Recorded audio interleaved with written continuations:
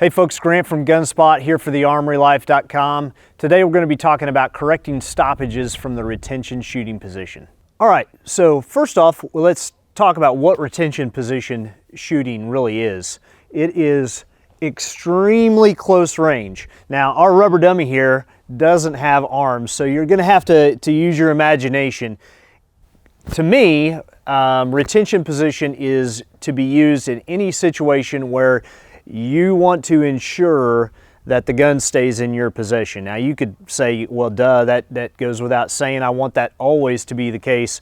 But really, it has to do with the distance or proximity to your threat. So anytime that threat could get their hands on your gun, if you had the gun out at full extension, probably isn't the wisest thing to go to your normal shooting position. So your drawing and you're stopping basically in position 2 or 3, whichever drawing technique you ascribe to.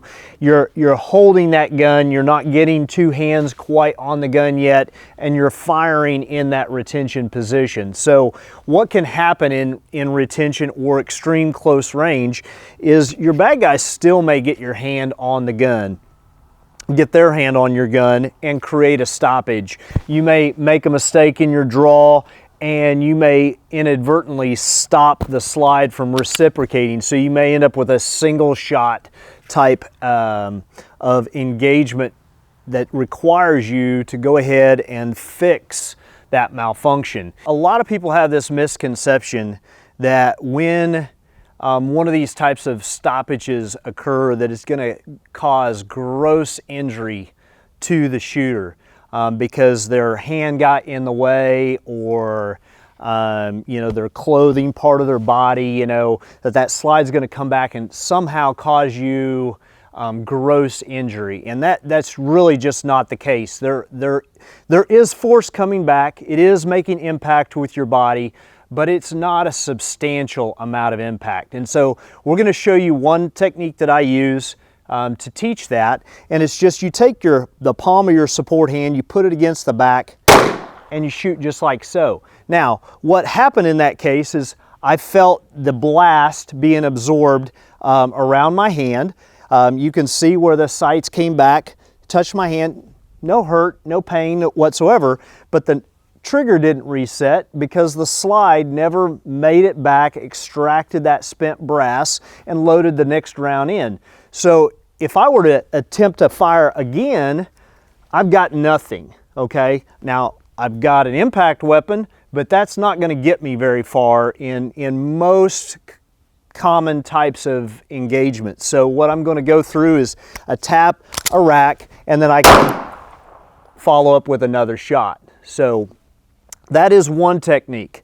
Like I said, you could, in your drawing back to this retention position, if you failed to index, or maybe your threat blocked the gun into you and you shot from this position, it's the same thing. You're not going to get that slide reciprocating to load the next round.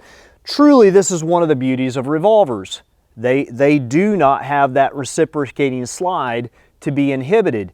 They have that cylinder can rotate. It's much harder to stop a cylinder from rotating, okay?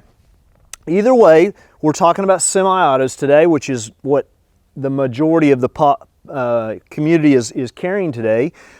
We have to correct that so that we can get this gun back into the fight. I'm a big fan of red dot optics on your training gun, your carry gun. They add a lot of advantage to the shooting side, to the single focal plane side, but in this particular context, they also give you an added amount of leverage that are going to assist you in one-handed operation. Now, with that said, not every red dot sight is what I would call super robust. So you could, depending on what you're using, depending on the connecting hardware or plate system that you're using to connect your red dot to the gun, you could end up defeating or causing a breakage or a zero change in your red dot optic by utilizing it for or as a a lever point or fulcrum point for manipulating the slide. But in this context of bad guy is right on top of me, we're fighting over my gun, do I really care if my optic breaks?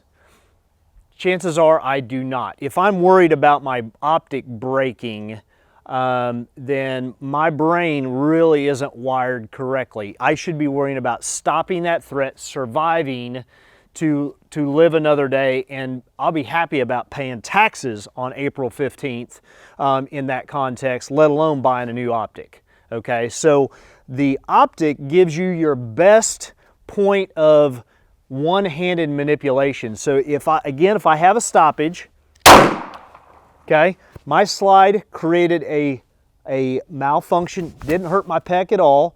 I probably could have got it in a little bit tighter and made it not go into that half in, half out with the spent brass. Either way, I've got a malfunction.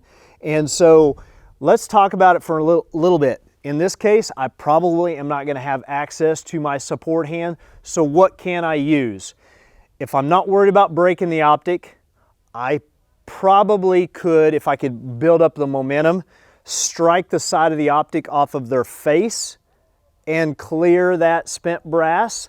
If I had access to a good stiff belt, which I always suggest carrying with a good durable belt, you could hook either the optic or a really good rear sight to manipulate.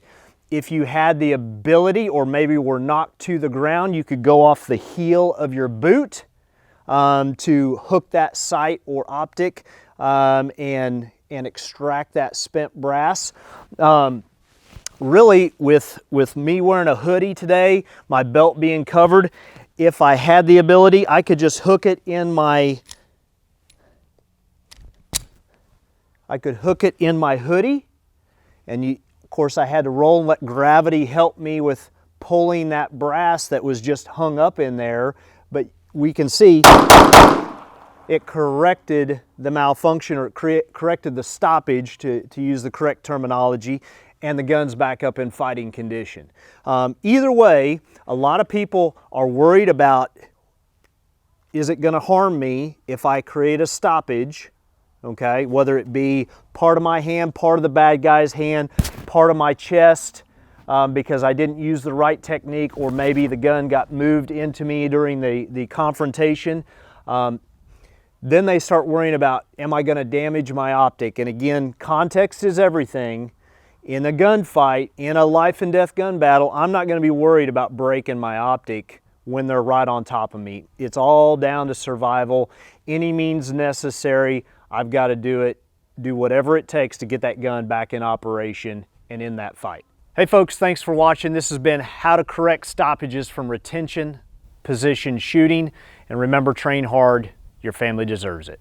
Hey there, don't close this video out yet. First of all, let me thank you for watching this video on the Armory Life. Now what I want you to do is head over to our Gunspot YouTube channel, watch some videos, and be sure to subscribe over there. Gun-related channels like ours need your help to grow, so help us grow our channel. Go check it out.